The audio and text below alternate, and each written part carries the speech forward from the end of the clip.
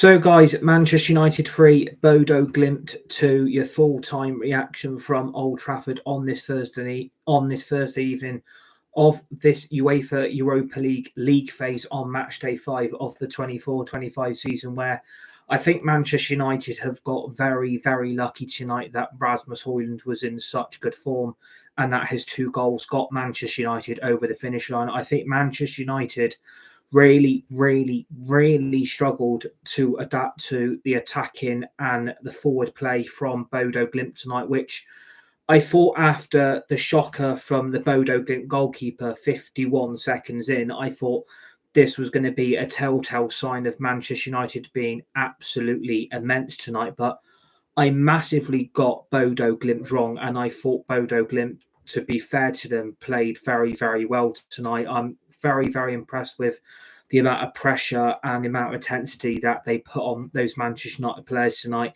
And I think their response after going 1-0 down after 51 seconds was quite remarkable, because when you go 1-0 down so early on, you expect that to be a telltale sign of where the result was going to go tonight.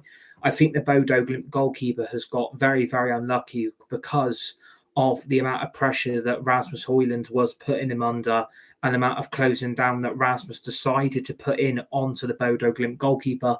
And I thought, with an easy tap-in, Garnacho makes it 1-0 with a basic tap-in, because of the amount of pressure that got the Bodo Glimt goalkeepers basically fell for the pressure. He hasn't been able to cope with the amount of pressure Rasmus Hojlund is putting on him. And I think, unfortunately, from the Bodo Glimt point of view, I thought that was going to be a telltale sign of where the result was going to be. And that was a full conclusion, really. I thought Manchester United taking the lead so early on, and which was Ruben Amorim's first game at Old Trafford this evening. And I thought, let's get off to a great start. I mean, when you lead after 51 seconds, you really hope that Manchester United are going to put 3 or 4 or even 5 past them. But I was quite surprised by the lack of response from Manchester United. And again, what's really frustrating is we've got a manager who is probably the right appointment, is probably the correct appointment. And again, we've got players here that simply can't do what the manager is trying to get out of them. We've got players who can't play a system, who can't play a setup, and can't play the formation that Ruben Amorim is basically trying to drill into his players. And unfortunately, again, where the response was after going 1-0 up, Manchester United absolutely fell flat on their face. I thought us going 1-0 up would have been a massive positive. And in my view, I thought it was a massive negative. I thought Manchester United were so weak. We were so fragile. We were quite unresponsive from that positive outcome. And I'm very surprised by that, because that's happened 2 games where we've got off to a blistering start. And again, we just take off the gas. We get lazy. We go into our shell and we take off the pace. And Manchester United, I thought, got too cocky for that 1-0 lead. And I think when you've seen that from the last 2 games, where you thought, you know what, scoring an early goal early on isn't that bad. This is probably going to be the way of the result tonight, that Man United are going to be quite an emphatic scoreline. And I thought tonight it's happened 2 games in a row, and I think that's quite a concerning outcome for Ruben Amorim, that his players don't seem to be able to put the amount of pressure and to create the amount of chances that I think he's trying to get from the set of players in the current squad that he's got at his disposal. I think Ruben Amorim, I still think, is going to need absolute miracles turning this around. He is going to need to be backed. He does need a lot of recruitment, and he is going to need a lot of time. But again, I come back to the words of Ruben Amorim. Time is not on our side anymore. We can't afford to wait. Time is not going to be a factor. This has to start clicking, and it's got to start clicking very quickly, because I think the 2 goals that we concede tonight is very amateurish. I thought the first goal, I mean, to chuck MALACIA back straight into the team, straight back into the left wing back position, I thought was an absolute disaster. When you've got a player who has had so many injuries like MALACIA's had, and he's been out for over 500 days, you would have expected Manchester United to be a lot more sympathetic. I thought Manchester United were massively naive, chucking a player straight back in who's been out for over a year and so many days. That tonight sums up the injury problems, and it sums up why the manager is wanting a left back, because you have to blame MALACIA as well as that back three for the first Bodo Glimt goal, because MALACIA, when he's out for over a year and a half, I would have expected MALACIA to be rusty. I didn't expect MALACIA to be that rusty. I honestly thought, him being back in training for so many weeks, he would have been very, very fresh. The approach from him, I thought, would have been a lot more positive. And the approach from MALACIA tonight is a very vulnerable one. Chucking him straight back in was a disaster. I don't know whose decision that was to chuck MALACIA back in. I think that was a disaster waiting to happen. And I think playing ping ball with DALOT and DALOT just hoofing the ball up long. And again, Bruno Fernandes, who is quite lazy to try and challenge the Bodo Glimt player for the ball in the midfield aspect. Again, when you've got players who are too scared and too pussy to basically put in a tackle, or at least try and win the ball, and let's create one of our own attacking opportunities. That was very, very pathetic from MALACIA and DALOT for the first goal. You can't be playing ping ball with each other and then just trying to hoof the ball up long. There was a lack of communication for the first goal. There was a lack of defensive awareness. And I thought MALACIA really should have seen that opportunity coming from a Bodo Glimt perspective. But when you think that doesn't get even worse, the first goal is, like I said, we are talking about it. Like, the first goal is so easy to keep out. It is so damn easy to not let that Bodo Glimt goal from happening in the first place. I'm really sorry. It's poor goalkeeping. It's poor defensive work from MALACIA and DALOT in the first place. And it's poor from Bruno in the aspect of not trying to go and win the ball back off the Bodo Glimt player. But when you've got 5 players surrounding the Bodo Glimt player who's been left unmarked on the edge of your own penalty area, who has got a very, very strong left foot, and when you give him that time, and when you give him all that free space, and when he's got all that time on his shoulders to unleash such a world-class shot into the top right-hand corner of Onana's net, you've got DALOT in that situation, you've got Mazraoui, you've got UGARTE, you've got MALACIA, and you've got DALOT, you've got Mazraoui, you've got MALACIA, you've got UGARTE, and eventually Martinez turns up to the party. And unfortunately, the amount of space that is left on the edge of our own penalty area, why is not one of those players reacting to that space being left? Why is not one of those 5 players alone reacting to that attack that is potentially going to happen on our goal if you give him that amount of space to have a free shot on goal? And unfortunately, all of them, again, it's this time streaming. What?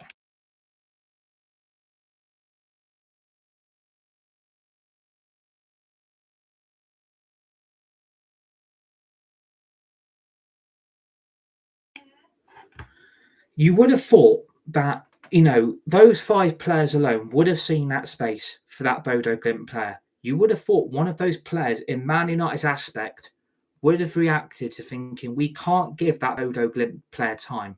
We can't give him that free space, because if he unleashes a shot on goal, this is potentially going to cause us a problem, and this is going to end up as an equaliser. And unfortunately, it's too little, too fucking late for any of those players to respond from that attacking moment. And unfortunately, it's a top goal. It's a top strike. It's straight into the top right-hand corner of Onana's net. But what makes me angry, I know the defending is really, really shit, but I can't believe that Onana's not even bothered to try and save it. I can't believe he hasn't even bothered to try and put a glove onto it. I can't believe that he's got all 5 of them around him, and you've just let that situation happen, and you've let that go in. Like, you can't just stand there. You can't just stand there and watch that go into the top bins of your net. As a top goalkeeper that apparently Onana is, that's 3 goals in the last 2 games that a goalkeeper can't keep out. The Ipswich goal, he should have kept out. The first Bodo Glimt goal, he should have kept that out. I know that the 5 players that are in that situation are all in front of him. He can see that Bodo Glimt player on the edge of the box. He can clearly see him. And he's clearly knowing that a shot is incoming. Why ONANA has reacted way too late to witness that shot that is basically just gone straight past him. And all he does is watch the ball go into the top right-hand corner of his net. I honestly cannot believe he's just stood there and not even bothered to save that shot. That shot is savable. You've got to try and keep that ball out. But I think the amount of finesse, and I think the amount of power, and I think probably the amount of speed that the Bodo Glimt player has hit the ball, unfortunately, it's too little too late. And ONANA can't react in time. But one of those 5 players in that situation should have stepped up to the mark and tried to put a block in on the shot or tried to put a tackle in to prevent that Bodo Glimt goal from going in. Unfortunately, when you've got 5 players just basically standing there and being fucking lazy as per usual, this is why we can see goals. It's because players can't do their job. Players don't know how to defend. These players are really, really fucking lazy. And for me, that's not good enough. And again, Ruben Amorim is not going to be happy by that, because you honestly thought when you get in the lead so early on, let's build on it. And we did. To an extent, we did create more chances to extend that 1-0 lead. But I think that Bodo Glimt goal came at a shock. And I think those Man United players got too cocky for their own good, expecting this to be a whitewash, expecting us to absolutely coast past them and this to absolutely be an annihilation. I think those Man United players expected this to be so easy after 51 seconds. And probably players thought, well, do you know what? If they're going to make that amount of mistakes, look at the scoreline. Look how many goals we could score. Look how many chances we could create. Look at how many opportunities we could have on the Bodo Glimt goal.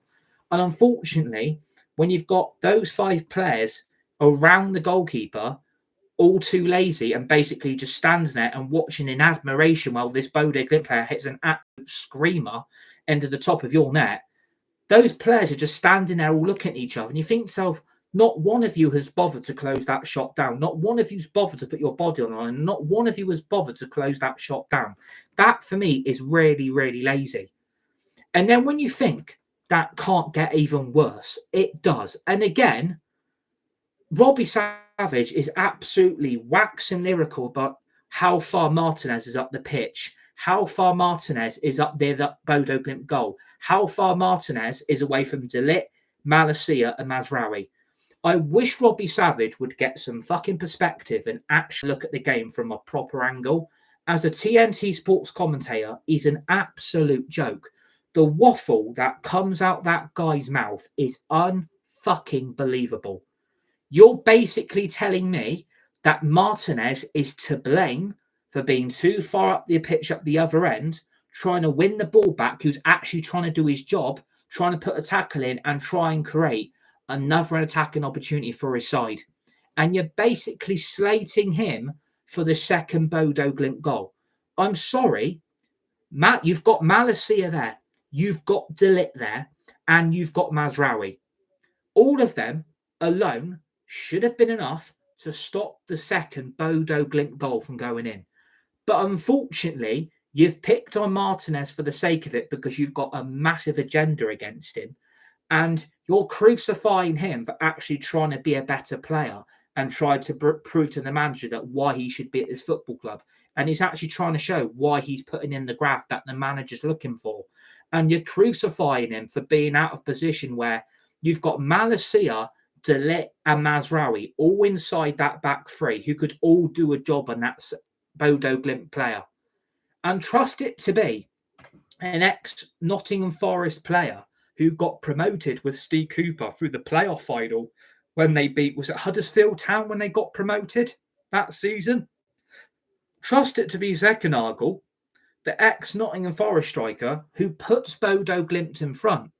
And unfortunately, the reason why that's happened, again, when you've got DALOT, Mazraoui and MALACIA all inside that back 3, I honestly could not believe by the lack of intention, by the lack of care and by the lack of dignity that MALACIA offers in the Man United shirt. I'm really sorry. MALACIA was not good enough closing that Bodo Glimt player down. I'm really sorry, because he was too quick for MALACIA and he had too much pace in MALACIA's game. MALACIA couldn't do anything, but MALACIA basically gave up. He couldn't be bothered to track back. He couldn't be bothered to close him down and couldn't even be bothered to try and put a tackle in to block the shot in the first place. Because that Bodo Glimt player basically had more left in him that MALACIA hasn't got anymore because the amount of injuries, MALACIA basically gave up and let the Bodo Glimt player carry on inside his own penalty. I mean, the lack of bloody stupidity is quite unbelievable. You don't just give up. You don't just give up and can't be bothered anymore. You've got to go toe to toe with the opposition players. You can't just give up when the player's too quick for you and has got too much pace. You've got to be doing your job that Ruben Amorim has put you in at left wing back in the bloody first place to actually do your job. And unfortunately, when he just gives up and lets that Bodo Glimt go past him like he's fucking Usain Bolt, I mean, we are not at the athletics. We're not at the Olympics. We are professional footballers who can't do your job properly. But chucking MALACIA in that situation in the first place was fucking stupid. And I'm sorry to say, when you've got players like that who are massively injury prone, a massive negative for this football club, and are massively, massively taking a living, who have been out injury after injury after injury after problem, and have been out for most of the fucking year and a half with this sustained injury problems, you're chucking them back in after over a year and a half out. And you think that was a really, really good idea. I'm not blaming Ruben Amorim. I am blaming the fucking football club for letting that happen. Ruben Amorim has been put into a situation where he's got two shit left backs. He's got MALACIA and Luke Shaw. All Luke Shaw's got to do is bend over and touch his toes or try and tie his shoes, and he gets injured again. But for MALACIA just to give up in that situation one-on-one with the Bodo Glimt player and basically just lets him bolt past him, I can't believe that. That was a lack of care. That was a lack of effort. That was a lack of trying because you knew you were going to get beat off the ball. You don't just give up. You've got to close the player down. But what then annoys me again, MALACIA is at fault for both goals tonight. But also, you've got to blame ONANA for opening his fucking legs up. Why are you letting that Bodo Glimt player nutmeg you for the second goal? Why have you left your legs wide open for that situation? I mean, we're not doing the splits. Like, come on, we are not doing the splits here. You can't be leaving your legs wide open for the Bodo Glimt player just to slot the ball through your legs and let it roll into the back of the net. Why ONANA has not put his body position into a better position in the first place is quite frankly unbelievable.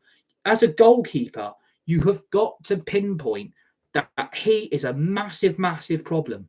3 goals in 2 games. Plays against Ipswich, they start waxing lyrical that he's the best goalkeeper that he's ever seen and he's kept the most clean sheets. What's he done in the last 2? He's conceded 3 in 2 games. That isn't good enough. As a goalkeeper, you should be keeping that out. You shouldn't be opening your legs wide open. Basically, come on in through my legs. I'll leave them wide open for you so you can slot this into our goal. As a goalkeeper, you've got to close your legs up in that position or try and pull off what you did against Ipswich. Why ONANA in that moment of the game decided to open his legs and let that Bodo Glimt have a free shot again on goal is unbelievable goalkeeping. It's shocking. You can't teach that. A 5-a-side team for the school kids would have saved that shot. You don't open your legs up to let the player of the opposition slot the ball through them. You've got to be closing them down. You've got to be closing your legs because I tell you what, if that was De Gea in goal, he would have kept that out. You can't be opening your legs up to let that Bodo Glimt player score. And I think approaching half time, you think to yourself, if this goes pear-shaped and we lose this game, Ruben Amorim, the pressure he's going to be under is quite frankly unbelievable. I think if this result would have gone pear-shaped tonight and it would have been a defeat, the press, the media would have been absolutely on him. Absolutely fucking on him.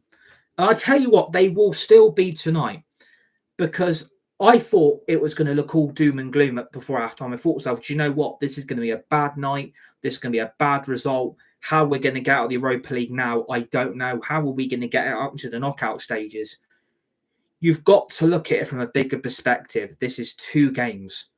Ruben Amorim is still trying to get his ideas across, his setup, his formation, and his tactics. And you think to yourself, we need to find something before half-time. And thankfully we did.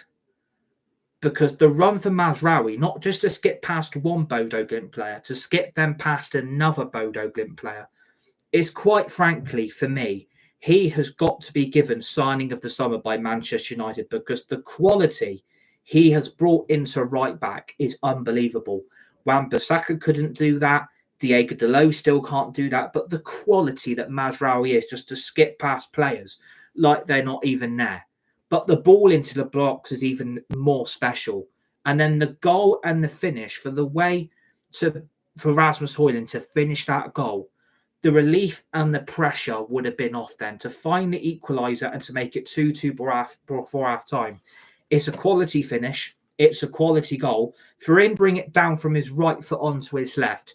That is what you call a natural-born goal-scoring striker. It's a great finish. It's great skill. And it's great quality that Rasmus Hojlund has finally found the goal since the Brentford game, because it's been a long time since we saw Rasmus Hojlund's last score a goal for Man United. It's been that long. And I think the last goal we saw from Rasmus, I think we are going way back to Saturday, the 19th of October. So 1, 2, 3, 4, 5. He's gone a month and 2 weeks without a goal. A month and 2 weeks since Rasmus Hojlund found the back of the net for Man United in the game against Brentford. Ten Hag was still in charge. The finish in the first half to get us back on level terms, to make it 2-2, is absolute pure quality alone to get us back in that game. That would have been a positive. And then I thought the second half couldn't get even better. And again, I think the decision to drag Malacia off was the correct one. I thought that was a disaster starting him in the first place. It wasn't benefiting these players, and it wasn't benefiting Malacia's game, and it wasn't benefiting the performance of the team as a whole. The performance wasn't there. The quality is not there in Malacia's game. I think Malacia's finished. I'm really sorry. After tonight, I ain't convinced, and I don't think Ruben Amorim's going to be either. I really think we need to be signing a left back in January. I think we've really got to sign one, because otherwise I think we're going to be in big trouble for the rest of the season, because I think if we come up against bigger and better opposition, we are going to get absolutely torn down that left wing back position. We're going to get torn by because Malacia can't do it. And, fair play, it was a disaster starting him. And you know what? We've learnt from that. That was a massive mistake from Man United to put him in that situation. But I think Malacia as a player should be stepping up to Martin saying, I ain't ready. And again, that might seem quite weak and quite vulnerable from a player that's been through so much of all these injury problems. But you've got to look at it. He's at fault for both goals tonight. We had no choice to take him off. We had to bring him off. And I think that was the correct thing to do. But what makes me laugh, and again, Player FC is already back in full swing. I mean, those Man United players might as well get back on the golf course, because what fucks me off and what really winds me up, Ruben Amorim has been appointed as coach, as manager, to turn this shit around that Ten Hag has left, as well as Ineos, as well as the Glazers. They've put Ruben Amorim into a situation where we want to be back to where we want to be. We want to be the best. We want to be successful. But what annoys me, he's been brought in to play his style, his setup, his formation. And unfortunately, we've got whinging little flea bags at this football club that can't fucking do it. We've got players in there that are too up their own ass. Their ego's bigger than the club. Their ego's bigger than their head. Their head is bigger than everyone else. They think they're the big Mr. Billy Big Bollocks. What winds me up is When you've got players that can't play that formation, who can't play that setup, who can't play that tactical approach, and Ruben Amorim has had to basically bend over for the players and change the formation, change the setup, and change the fucking tactics because certain players aren't comfortable, certain players can't do it, and certain players can't adapt to playing a different way that Ten Hag did at this football club. And I've got a message to those players. If you don't want to be here, fuck off. Because we are still going to be here with or without you. I can't believe Ruben Amorim has been put in that situation where he's had to bend over to the players by their demands, their feelings, and their emotions. He's had to bend over and spank them all because, oh, please change it up. Please change the formation. Please change the setup. Please change the tactical approach because we can't do it. Nothing's working. And again, the players are already winning.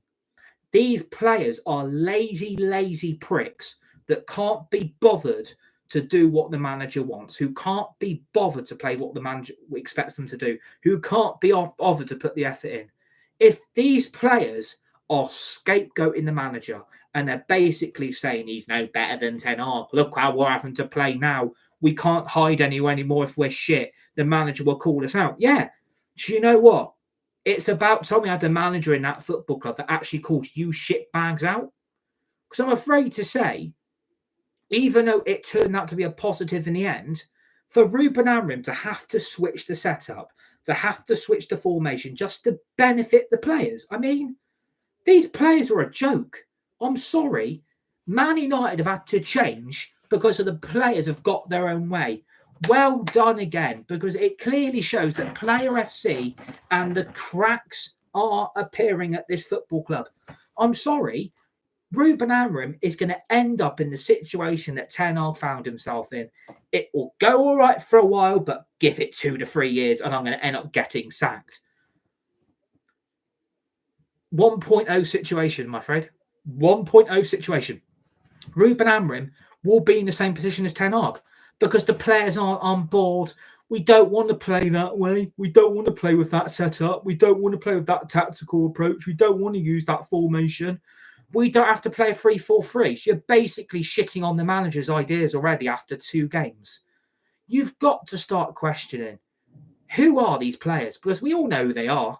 We know exactly who they are. There's certain players that are trying and there's certain players that aren't trying.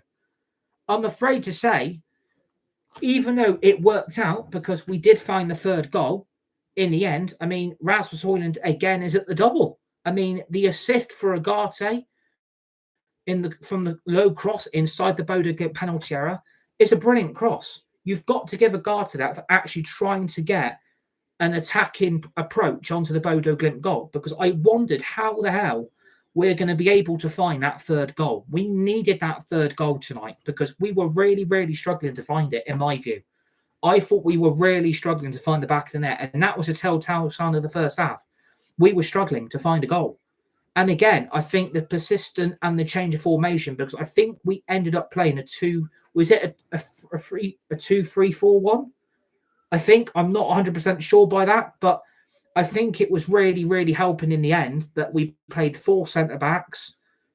We've got Garnacho out on the left. We've got Rasmus down the middle. And then we got, was it Mount on the right? And then Fernandes, UGARTE, Mazraoui, and then DALOT. Because obviously, I think we needed to change something. And I think to Ruben Amorim's credit, he has to give himself a pat on the back for, changing what wasn't working. And you've got to give the manager a full-on applaud for that, because that shows that a manager is willing to change. But again, I think for me, Ruben Amorim should have put his foot down and said, we're not changing this up. We're playing this way. We're using this formation. We're using the setup. We're using the 3-4-3 because this is what I want to do. And if you think you players are going to be dictating to me and you're going to get your own way, think again, I'm afraid. I seriously think again. That manager should not be bending over to the players' demands, expecting, oh, please change, sir. Please, sir. Can we change it up? No. I'm sorry. The manager should not be bending over for those players and giving them a spanking. I'm sorry. The manager should be laying down the law. If these players don't fit the system, get out the fucking football club. Because even though it worked in the end and we got that third goal, and I think without the persistence of UGARTE for the midfield again tonight, and I think without the attacking quality of Rasmus Hojlund, finally, we've actually got a goal-scoring striker at last. Don't know how long that will last, though, because, I mean, we had to wait a month and 2 weeks for Rasmus Hojlund to find the net. I mean, he hadn't scored a goal with a striker since the 19th of October. Like, I'm glad for Rasmus Hojlund. I'm glad he got the 2 goals because he can do it. I just think he needs the confidence. And obviously that confidence had been sucked away. And I think, you know, in the end, Manchester United and team inside that second half, I thought we were dominating. Bodo Glimt couldn't keep us out. Bodo Glimt ended up having to park the bus because we were controlling the game, controlling possession, had more of the ball. We were creating more of the attacking opportunities. We were trying to find that 4th goal, which again, we nearly did. I mean, we could have had 4 or 5 goals in that second half. I think, you know, Mason Mount hitting the bar. I mean, they were waxing lyrical about Mason Mount. And I thought to myself, I don't know what you're watching. I thought Mason Mount was dreadful. That's my view. I don't think Mason Mount offers anything in this team. I don't think Mason Mount's offering Man United anything going forward that's making a difference. I thought Mason Mount was just very in and out of the game in some aspects of his game. I think, you know, he should be sticking to the midfield instead of being put in the front 3. It does not work. And I think, again, we are going to end up, unfortunately, having to switch back to the 4-3-3 setup because I think, in hindsight, it probably worked going back to that. But, again, we did that with Ten Hag. We played a 4-3-3 setup, and look how that ended. So I think the players have got to start learning that, you know, this is what the manager wants to do. This is his demands. This is the setup. This is the tactics. This is the formation I want to use. And they've got to get on with it. You can't keep getting your own way because you play for this football club and you think you're bigger than better than anyone else here. I'm sorry. The manager has got to lay down the law and say, no, you're not getting your own way. You're not pushing me aside. I'm the manager of this fucking football club. You will do what I say. And I feel sorry for Amrin because he's had to change. But again, there's telltale signs of that those players can't do 90 minutes. And again, the excuses are, we've got to handle the workload. We've got 9 games in December. Does it look like I care? Like, does it really look like I give a shit? You players have got, we've got 9 games in a month. What are we going to do? It's going to be hell from then. Get on with it. You're fucking professional footballers and you're moaning about game time. Like, what is going on? Even though I'm positive about the result, and I'm glad we've won because at least it's the first win under Amorim and it's got off to a kind of a positive start, 4 points from 6, isn't exactly all that bad. And again, like you said, it's going to take the time. But again, I would reconsider the words, time on our side. It's got to start clicking straight away. And I think Amorim expects that. But then you've got Robbie Savage again on TNT saying, there will be mistakes. He's only had the players for 2 weeks. I mean, are you having a laugh? You're telling me they're not ready after 2 weeks? Like, what? Sorry, Robbie. Disagree. Get him off TNT. The problem with Robbie Savage is, and I'm going to keep stating it, he doesn't like it. His son's at Reading. He thought he was good enough to make it through to the Man United first team, and Man United got rid. Get fucking over it. Sore loser, sore mentality. Get him off TNT Sports because I tell you what, he talks crap. You're telling me these players aren't ready after 2 weeks of training. They need to be ready. They need to be stepping up. Because if they're not going to do it, then Ruben Amorim's got a big problem because the substitution of the word telltale sign. The back 4 in the end contained Casemiro and Luke Shaw at centre-back. DALOT at left-back. Does that convince you that that's going to work? No. I can't understand some of the substitutions tonight. I'm afraid the workload crap has got to stop. It's just excuses. We've got to handle the game time. We've got to handle the workload. I don't care. I really don't care. You are professional footballers on hundreds of thousands of pounds a week. Get on with it and play the game. Like, I don't know why we made the amount of subs we made, because in the last 15 minutes, didn't we fall off a cliff again? Didn't we just let Bodo Glimt at us? Didn't we just let them attack us for that whole last of that 15 minutes? It's because the substitutions didn't work. The subs don't work, Ruben, I'm afraid, mate. And again, I'm not blaming you. I'm not blaming you at all. I'm blaming it on the football club for putting you in that situation where you're having to drag DALOT and Martinez off for Casemiro and Luke Shaw. Like, that says a lot.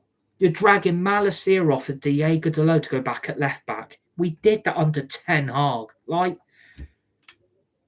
what is going on? Like, Ruben Amorim has to be given a fucking medal if he turns this into a success. Because I tell you what, the amount of crap he's got to pick and the amount of crap he has got to select is shocking. Like, he should have never been put in that situation. You're having to drag your best centre-back partnership off for Casemiro and Luke Shaw in the closing stages of the game, where in the last 15 minutes, Bodo Glimt were all over us. They were all over us. Look at the amount of chances. Look at the amount of opportunities they had inside our penalty area. Look at that late free kick that they had that ONANA just only kept out.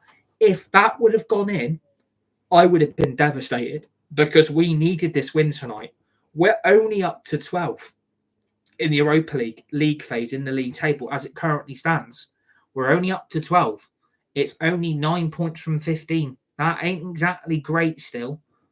But I think for me tonight, it's a telltale sign of that Ruben Amorim is still going to need a miracle.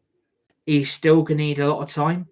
He is going to need a January transfer window. I think he's going to have to be given one, no matter what. But again, the TNT supporters step in and make their mark, don't they? Oh, they've had to put the ticket prices up because of financial fair play and PSR regulations. What a load of bullshit. So basically what's happening here is we can't give Ruben Amorim any money. We can't give him a January transfer window to bring any players that he needs.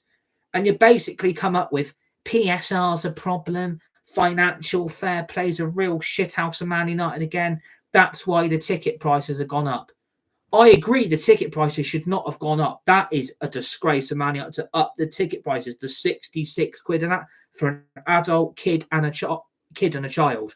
Like, that is a fucking disgrace. To up your tickets to 66 quid is a joke. But then to come back with PSR, financial fair play. So basically what's happening here is you're basically telling Ruben Amorim to fuck off. You're basically telling him there's no money. We ain't got any money. The money's gone because Ten Hag spent it all. No, there ain't. There is money.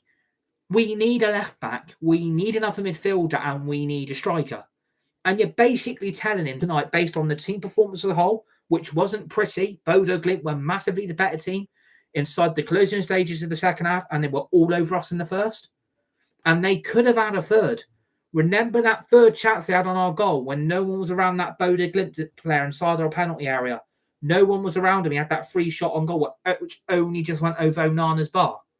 Like, you're basically exposing the manager and you'll blame him for the problems. You're not going to give him money. He's demanding signings. You've got to give him January. I'm sorry, Manchester United. You're not using it anymore. None of these bullshit excuses. Oh, PSR, financial fair play. Screw that. Because you did that, Ten Hag. You did it to Mourinho. You did it to Van Gaal. You did it to Moyes. And you did it to Solskjaer. You're not doing it anymore. You can't keep coming up with, oh, financial fair play is such a problem. PSR's a big pain in the neck. Well, put some money into the club then. Give the money out your own fucking pockets, you lazy bastards. You're the owners. You're Ineos. You're meant to have money. You injected money into the club. Where's it gone? Here's the pocket. Here's the Glazers. They're in there. They're in that pocket. The Glazers are in there demanding our money. Screw them. Fucking screw them. Tell them to fuck off. Because based on tonight, and again, the substitutions, we've gone back to Casemiro and Luke Shaw at centre-back, a partnership that happened under Ten Hag. We've gone back to Marcus Rashford on the right wing. Again, who is not a right winger. It doesn't make any sense why Man United are shooting themselves in the foot. That is because you're putting Ruben Amorim in a position that he does not intend to want to be in. It's not fair. It's wrong. How's the manager meant to succeed when you're basically telling him to, no, there ain't no money. Don't expect much. We haven't got any. So if, again, the problem is, if Malacia or Shaw then pick up another injury, you're then expecting him to go back with DALOT at left back, which happened under Ten Hag. And you're putting Marcus Rashford on the right wing, who's not a right winger, and did fuck all in the second half to make that a problem. I mean, look at the shot he had on goal. Went miles wide of the back post. That should have gone in. That's inexcusable finishing. That's a striker that you can't rely on. The only positives, I think, from tonight's game are Mazraoui, who's been an absolute bargain for signing at 12 million. I mean, what an upgrade on DALOT. What an upgrade on Wan-Bissaka. Massive upgrade. And Rasmus Hojlund for the 2 goals. They're the only positives I can take from tonight's performance. They're the only credential players that actually are giving a shit. And I would put Garnacho in that connection as well. I would give Garnacho that in the player of the match with those 2 as well. But I think the standout tonight is, the Mazraoui assist for the Rasmus Hojlund equaliser is pure genius to take on both those Bodo Glimt players. And I think, again, the finish from Rasmus to get that equaliser is top-class striker. That's a goal-scoring striker that can put the ball in the net. And I think the second goal he gets from the UGARTE assist. I mean, he poaches on the assist at the right place at the right time. And look how long VAR took to look at that goal, because it potentially might have been offside. It wasn't offside. It was clearly on. So I don't know what Bodo Glimt players are moaning about. But for me, they're the only 2 positives for this result, because I feel like they're the only 2 trying. They're the only ones that are really at the moment showing that they care. I think for the whole team have got to step up to their levels. And I think, Rasmus is fighting for every ball. He's fighting for every tackle. And that pressure alone to get the opener for Garnacho, that's what you call a striker that's giving his all in a United shirt. Ten Hag would not see that. If that was under Ten Hag, we never used to put that amount of pressure when a Bodo Glimt player was on the ball. Any opposition that we played, look at the lack of pressure from our players. No one ever bothered to put pressure on the opposition. None of our players would ever close the ball down or ever close the opposition player down. No one would ever bother. Rasmus Hojlund is showing that what was being missed. He's showing that this is what you players should be doing like me. You need to be pressuring the opposition who have got the ball. Because if you put them under enough pressure, you could win back possession. That's what you get from a top player that I think wants the very best for this football club. Rasmus Hojlund has got that in abundance. He's got that quality to deliver for this football club. And I think, you've got to give the player of the match to both Mazraoui and Rasmus Hojlund. Because without Rasmus Hojlund's 2 goals, we don't win this game.